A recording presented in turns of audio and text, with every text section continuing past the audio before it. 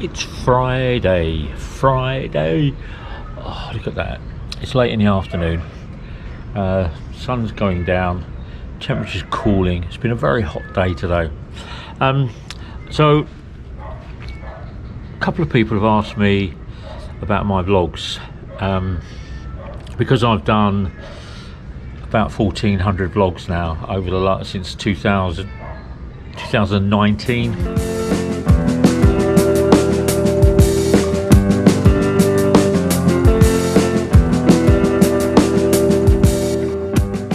I started vlogging in the Philippines about my life, about how I do things or what I've done to get here, and how I've turned around and achieved or done or been successful at staying here without getting into trouble or without getting into issues, without having the finger pointed at me, or the things that most people find difficult when they come to the Philippines, because the cultural differences and the understanding is different, and the beliefs are different, and the mentality is different, and the ethos is different. I found that as a challenge when I first came here. So over the period since 2019, I've been vlogging virtually every day about certain parts of my life. Now, when I first came here, my first part of my 30 to 50 vlogs was about me traveling around the Philippines. I bought a new scooter and I went off, and my vlogs were very naive, very green and very basic about what I was doing. Hopefully they've improved over the years and got better and slicker. I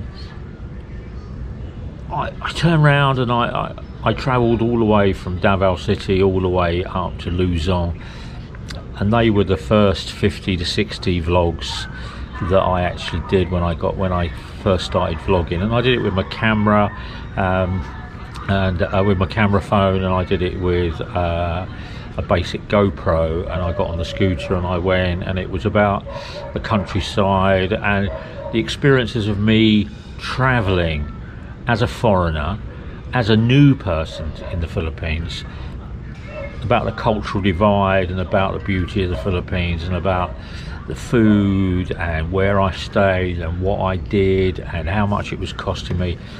So that was the first, as I said, 50 to 60 to 70 vlogs cover off that. When I came back into the Philippines, come back to Davao to turn around and spend time with Annie, I vlogged about our relationship and about me then turning around and sorting out my visa, and that was in 2019, and the choice of me going off, getting away from a tourist visa and getting into an SRRV visa, and the benefits for me. Okay, there might not be the benefits for you, but the reason I actually came to the Philippines wasn't to turn around and become a sexpat, wasn't to turn around and go and sleep with every Filipina or Filipina that I could actually lay my hands on. My belief when I came here, and it's still my belief today, is to respect this country for what this country is giving to me. Back in the UK, prices were going like that. Now prices in the UK are going like that. They're not going up as a slight incline. I didn't like what I was seeing in the UK. I didn't like seeing the politicians lying continually. I didn't like the workplace environment where they turn around and say that you have to be politically correct. Well, all politicians I know around the world, and it's proved, they're all corrupt. They're all turning around and taking backhanders. They're not doing things for the benefit of the people. They're doing things for the benefit of themselves in their country, and that's how I see it. Okay, it's not how you might see it, but it's how I see it.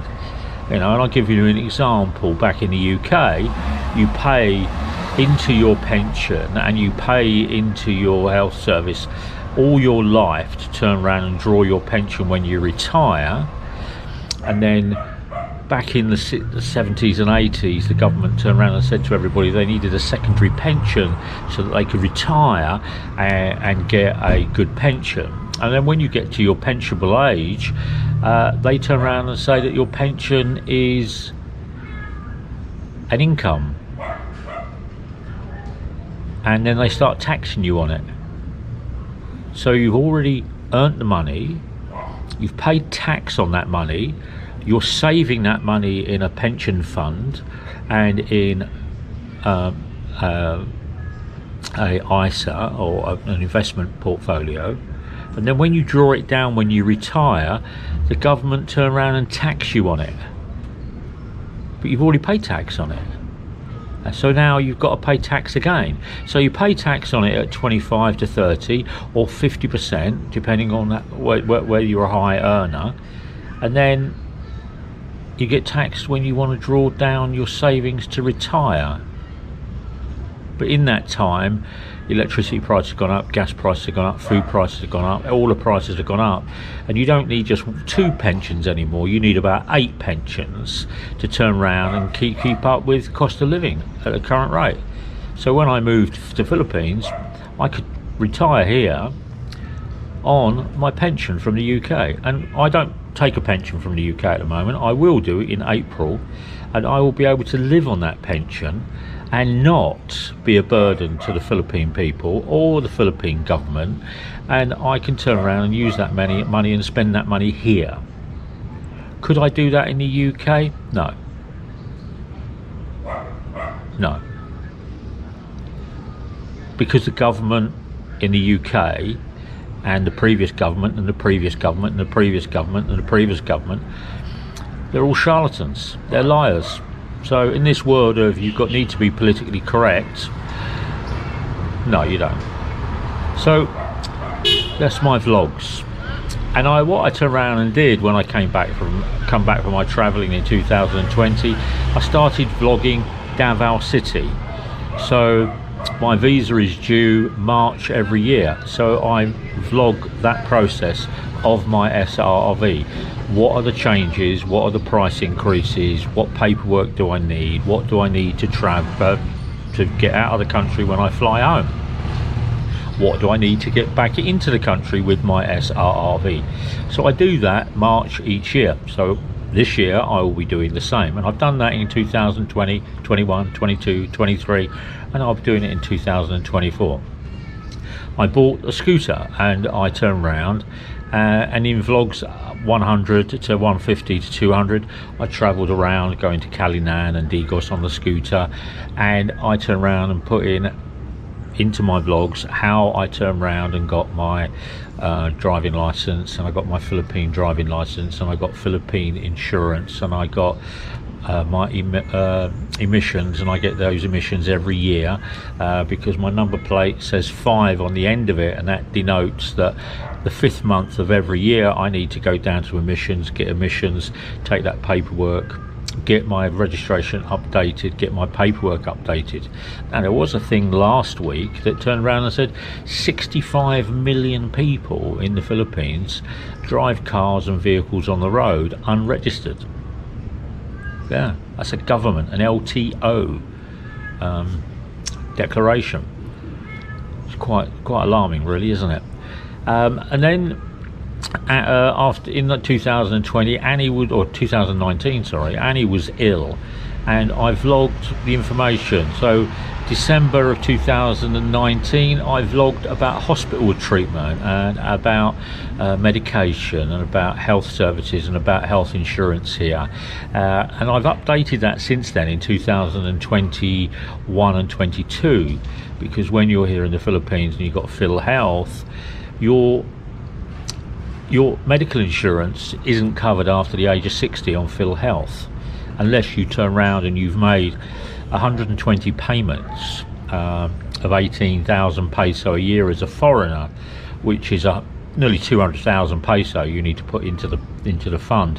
However, you have to use Phil Health registered hospitals, which are local hospitals. They're not private hospitals. And if you go to a private hospital or you go to a private medical centre, Phil Health will only give you a percentage of what you've invested. So when Annie was in hospital with her IBS, her insurance for Phil Health paid her 800 peso. Her total bill was 128,000 peso. So the other 127,300 peso, 200 peso, had to come from other areas in our financials. So that either came from the company she was working for, or it came from me. Or so if you're turning around, and I've done vlogs on health here, and I've done vlogs, and it was going to come up about senior benefits. And if you look at vlogs, my vlogs, it will turn around and say about hospitalization. It'll turn around and talk about, you know, medical situation, or the senior benefits and medical cards and medical benefits within the Philippines. And I give my personal opinion about what's happened to me. I don't make this stuff up. I turn around and it's what's actually happening to me. And I remember when I was in San Pedro and I was queuing to get Annie's test results. She had test results, but I also had test results. And the first one they turn around and do is about pregnancy and about blood tests and about last time you had sex and stuff like that. All these things get tested for, and it costs about 3,000 to 4,000 peso. But if you have a medical issue here, the first one they want to test you for is pregnancy, because they don't want to do work or do medical work on a woman if she's pregnant and not know it, because it could turn around and be detrimental to the fetus. So there's all these things that turn around and generate and tick over. These are the things that I actually put into my vlogs. So it's getting darker now. You can see it gets really dark very, very quickly here. And then the other thing is that I turn around, so I did medical around Christmas time, I did my visas around March time, I do my registration on my bike around June, July time. Then I turn around and I do travelling in between, and I'll turn around and go and travel with some other subscribers like John, and I go out with Greg, and I go with Jim, and I go with George, and I turn around and I've met up with Anthony, and I've met up with Andy. So there's lots of vloggers that I've actually done vlogs with, and we cover off about travel and getting on the bike and the road conditions and riding on the roads. And I've done the new coastal road when it first started, and now it's open, the first part. I've done vlogs over the last 3 to 4 years regarding different areas that are in Davao, the different barangays, from Bukhanan to Dumaleg to Agdao to Bank Central, or out near Puan or Carmen or Tagum or Mati, and I vlog all these different places of my travels. And then in 2000, I think it was 2020, before COVID, my brother came over, so we hired a car and we travelled up over to Cagayan de Oro, up to Camigan, up to Bohol, and I travelled with my brother, and it was all these different things that we were actually doing, and actually having a look at what was happening in Bohol. And then I did Cebu, and I turned around. Yeah. So there's lots of things on my vlog, on the 1400 vlogs that I've actually done. But each year there are 5 or 6 vlogs that are always the same: renewing a passport, renewing a visa, health, emissions control, finding accommodation, buying a condo, buying a house, renting a condo, renting a house.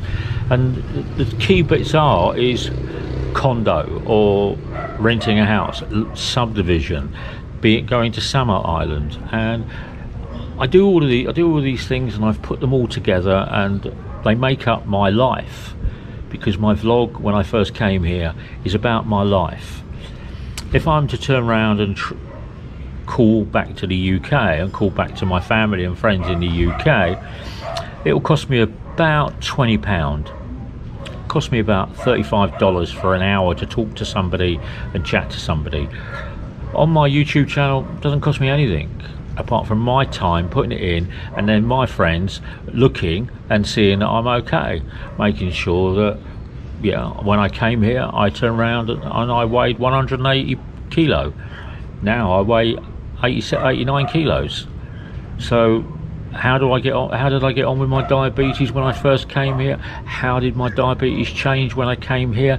And there's lots of people, there's lots of vlogs out there that turn around and say, don't come to the Philippines if you've got a serious medical condition. Well, I disagree with that. Yeah, disagree with that. You know, if you've got a serious medical condition, live your life.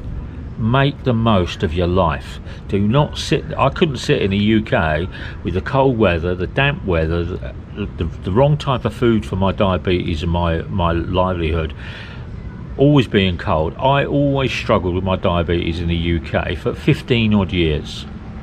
Do I struggle with my diabetes here in Davao City? No, because it's warm. I eat lots of vegetables. I eat lots of fruit because that's prevalent. In the UK, lots of heavy fried food, lots of heavy pies, lots of sausages, lots of greasy, highly processed food.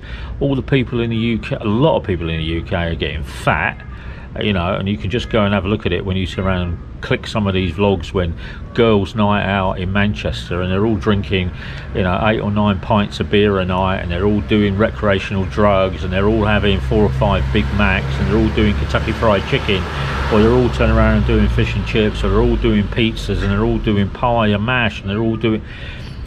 You don't see salads because salads are imported, and when it becomes expensive in the UK, people stop eating that and they eat the junk food, and the junk food is what kills you. I have to say it right, it's what kills you. So my diet here is really, really good. So this little recap after 5 years of vlogging here in Davao, and this guy called White Van Man turned around and asked, can I do an armchair update of what I'm doing on the vlog? Well, I can. I've got 1,400 vlogs. At certain times of the year, my emissions control is as I said, on my bike, is what my processes are. That starts in June. Last September we've got Annie a passport. What was the process of getting her a passport? What are the issues that I had with the prior passport? My visa is in March each year. Christmas, I do Christmas and just Christmas vlogs about going out with friends and what we turn around and do with boodle parties. In between that I do motor vlogging, and I turn around and do travel vlogging, and you know, back in September and October this year I took the bus from Davao to Manila. Yeah, I'm a foreigner, did that, and I got on the bus and I went there. On the return leg I flew back because the buses coming back weren't operational because there was a typhoon and ferries were cancelled, so I couldn't turn around and take the route, so I had to fly back in, and that's what I had to turn around and do. But I do these little travel vlogs and I do these little bits about my life, about, you know, and when COVID was here it was about going and get my free vaccination down at SM.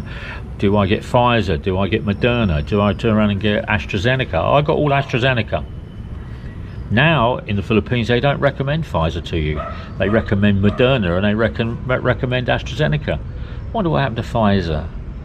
When I turned around and I made comment about this doctor that was in the US, YouTube struck me off. So there are mistakes I make, and there are things that I turn around and report on that get me into hot water. But it's about my life, about me living here, about me finding accommodation, about me paying for my rent, about me paying for my barangay charges, about me paying for my business charges.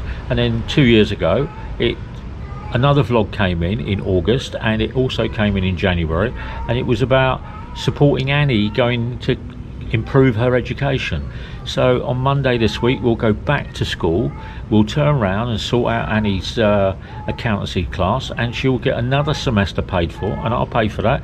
It only costs £200. Costs 24,000 peso for Annie to go to school for 6 months. That's a university accredited course with Oxford University from the UK and Harvard in the USA as an accountant. So she wants to become a CPA, and I don't mind helping her for that, because if I was back in the UK it would cost me about £6,000 a term to get that qualification. £6,000, 10 times as much back in the UK for the same quality of education.